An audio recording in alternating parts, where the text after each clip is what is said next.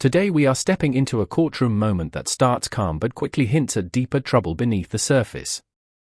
What seems like a routine check-in suddenly carries a quiet tension as the judge confirms communication and the defense introduces Mr. Harris. There's nothing dramatic yet, but that's exactly what makes it gripping, the calm before the storm. You can sense that something serious is about to unfold, especially when the phrase "a violation of probation" enters the conversation. It's subtle, but powerful. This short opening does its job perfectly, pulling you in without revealing too much. It leaves you wondering what led him here and how severe things might get. And just like that, you're hooked into a situation that's about to escalate fast. Can you hear me, Mr. Harris? Can you hear me? Yeah. Okay, good enough. How you doing, Your Honor? I'm doing well.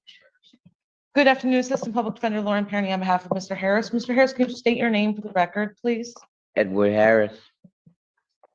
Just to clear on behalf of probation, Your Honor, Mr. Harris is before the court for violation of probation hearing.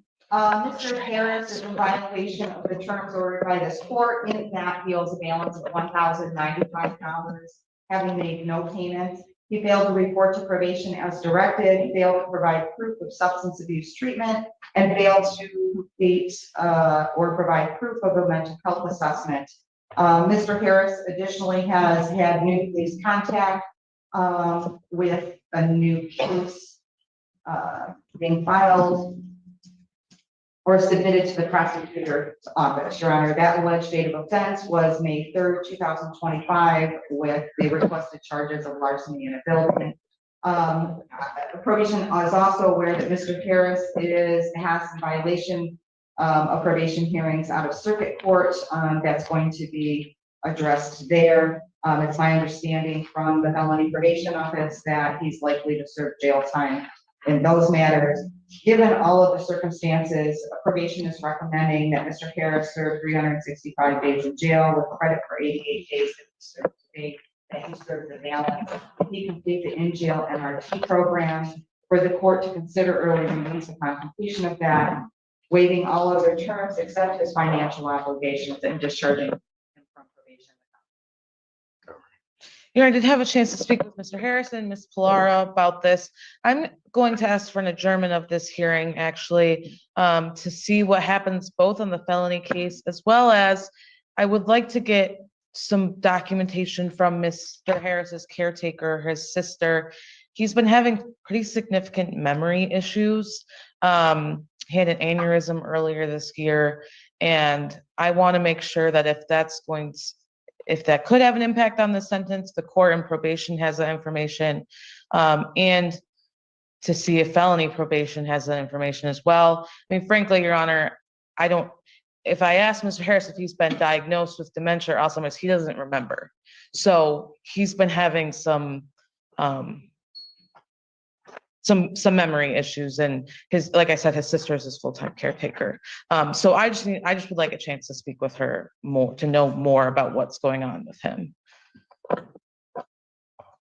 Well, it would seem to me that both could happen. I mean, the significant penalty in this case is the jail time that I would be imposing. I am certainly, if information is provided after you speak with this, is to probation and into the court to reconsider the amount of time, if any, that the defendant would serve. So I'm going to decline the adjournment. I think I'm going to go ahead with the sentencing with that caveat that if you provide that information, I'll take a look at. Sure. If anything comes to light, I'll get it to the court. All right. Okay. Is there anything you want to tell me before I impose sentence? No. All right. Given all of that, I'm going to order 365 days in jail, credit 88 days that he served, defendant, and I'll order the defendant to serve the balance. I will indicate also that the defendant is to complete the in-jail MRT program. I will consider an early release upon completion of that program, as well as if other factors are submitted to the court that would dictate an early release. I will waive all other further terms except his financial obligations, discharge him from probation without improvement. Your Honor, if I may ask one question. Yeah. I I don't know if when Mr. Harris walks out of this room, he's gonna remember to enroll in the MRT. Will the jail, since it's court ordered, will the jail automatically enroll him, do you know? Or any I don't of our think it's automatic, officers? I can get in touch with the jail and see if why don't we? they can help me So. facilitate that.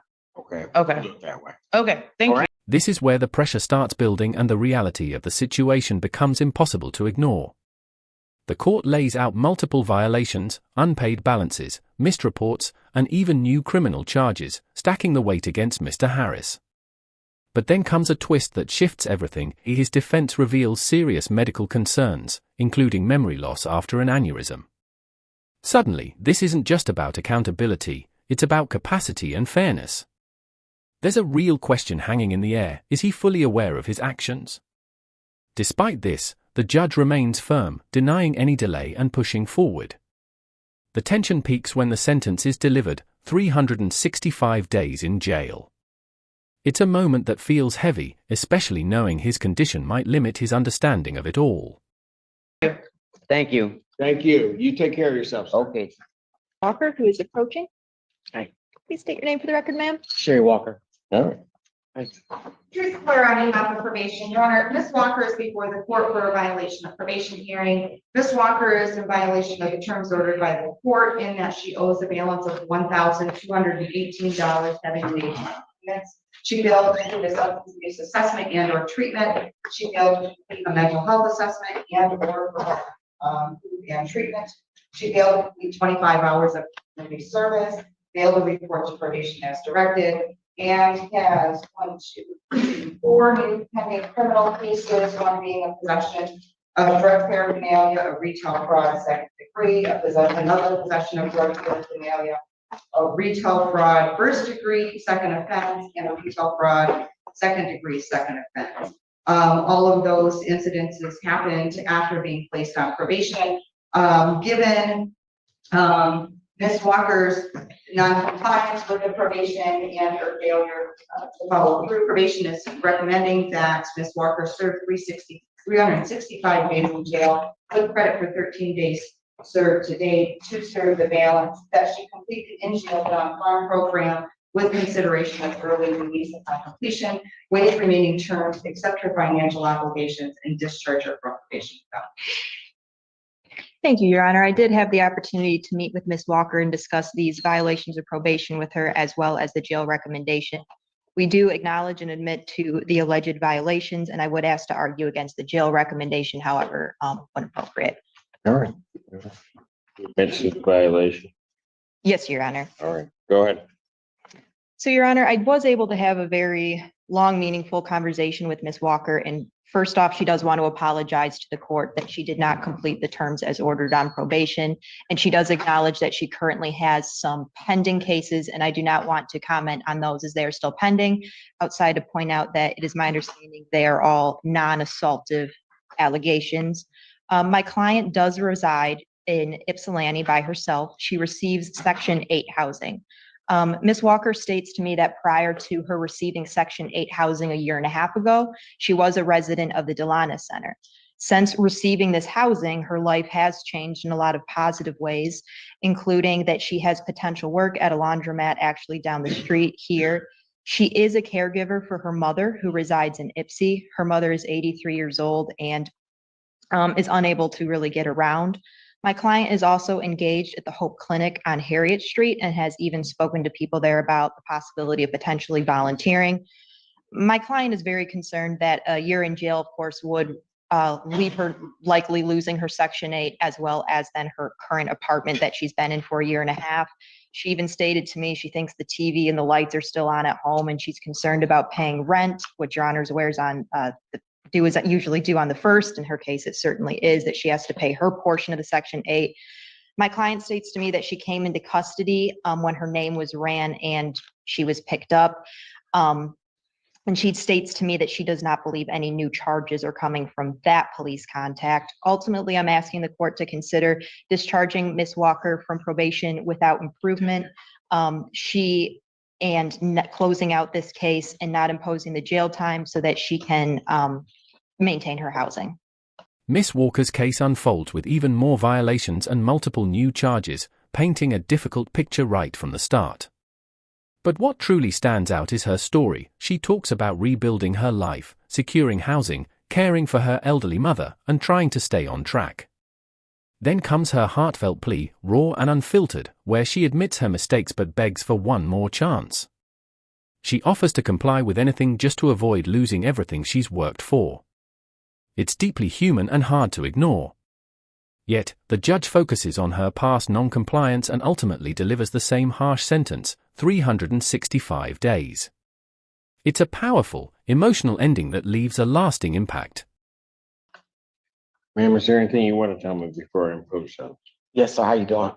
Remember I lived in Montgomery, resided in Montgomery, and we did the Zoom, and you had gave me some community work to do, and I was in the Salvation Army, but the husband and wife got in trouble by using drugs, so they closed it down. But I did do some community work there, some hours there, and also I also was going to my court during the through Zoom. I was doing all that. So like when I opened up my blinds every morning, it was a dope house there and the church that I was doing community work there, service there for you. I was just struggling, you know, because I love to open up my blinds every morning. And so, you know, I was doing so well until one day a friend of mine brought up drugs and I forgot I even did drugs. I was doing so well. And so I got back up here. I went to the Delana Center. While I'm on drugs, I was determined and got on Section A. And now I live by myself on LaForge. And I'm the only one with the key. And I do believe I left my lights and TV on. And I don't know no neighbors out there because I was only out there a year and a half. I only been out there. And then they're like coming through, you know, because we was on the news about the mold and all that kind of stuff. And so Section A have people coming through certain house apartments to check the the mold and the whatever that's what's wrong with our apartments since it's been what you call it, new management, ill property. But I haven't been on if you could release me to I haven't been on Tether over 40 years as I was, you know, in juvenile. I haven't experienced being on Tether as an adult. So if you can please release me, if possible, so I can take care, I don't lose my place in my Section A. And you can put 2 of them on my arm, my wrist, and my ankle. And I would do anything that you want me to do. If you just give me a chance on Tether, I'll pay the fines. I'll drop clean. Because I have a job down the street, the laundromat. I can give you documents of that when I go to work. And also the owner of the laundromat saw my work ethics. And he gave my friend an application to give to me to fill out for as a fill-in. So I have that going for myself and the whole clinic. I have that going for me. And I just can't do everything. I just can't be locked up and lose everything, be back at, on the streets. And the only thing I love, I will show you. I'll drop clean. If you give me one more chance, release me the Tether. I can show you. And then if I mess up then, I swear I'll just do whatever you want me to do. But please, can I go home? How did you come back into custody? I was on my friend's house, lived across the street from me. She was about to do my hair. And next thing I knew, they just bust the door down. And they ran my name. And that was that. And that's how I ended up here. Because I originally sentenced you back in January of 2023. Didn't do anything on my sentence. We had you set to come back April 10th of this year on the violation of probation. You didn't show up. And now we have you back. Can I respond to that? My mail was going to my mother's address. I didn't have a place then, and she didn't tell me that I had court and then like that. And I'm not gonna lie on my mom, but I didn't have a place then. I just recently got my place. And, she just, I didn't know, because my mail was going to 2302. You knew you were on probation. Yes, sir. You didn't call probation. No, sir. And you knew that you hadn't done anything. Well, I had started down in Montgomery. You knew you hadn't done anything on probation. Right? Sir. But You'll hold the keys to whether or not you get out of jail. But I'm gonna order the 365 days in jail, credit 13, defendant is to serve balance. I will consider release upon her completion of the in-jail non-farm program. I'll waive all other remaining terms, including accepted financial obligations, and discharge her from probation without improvement. what that mean? I had to do a year.